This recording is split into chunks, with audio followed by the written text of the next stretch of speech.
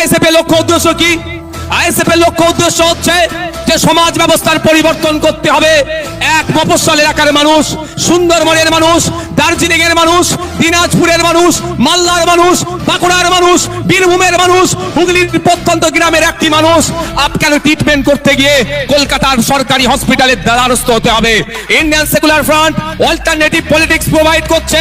Indian secular front call দিচ্ছে 2026 সালে যদি আমাদেরকে আপনারা সরকারে নিয়ে আসেন, আমরা এই 5 বছর একটা সরকারের সময় পাই, 5 বছর 5টা জেলাতে আমরা কলকাতার পিজি, এনআরএস, আরজি করের মতো স্টার হসপিটাল আমরা বানিয়ে দেব। তাহলে গ্রামের মানুষকে আর শহরে উপস্থিত হতে হবে না। আমরা কল দিচ্ছি আপনাদের। আজকে দেখলে দেখা যাবে শিক্ষা ব্যবস্থা তলানিতে চলে যাচ্ছে।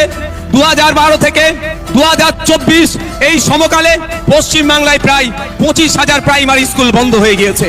আজকে আমরা এই মঞ্চ থেকে ঘোষণা দিচ্ছি, শুধু বন্ধ হয়ে যাওয়া স্কুলগুলো চালু করা নয়, নতুন নতুন শিক্ষা প্রতিষ্ঠান হবে, কলেজ তৈরি হবে, নতুন নতুন শিক্ষা প্রতিষ্ঠান হবে, কলেজ তৈরি হবে, সাথে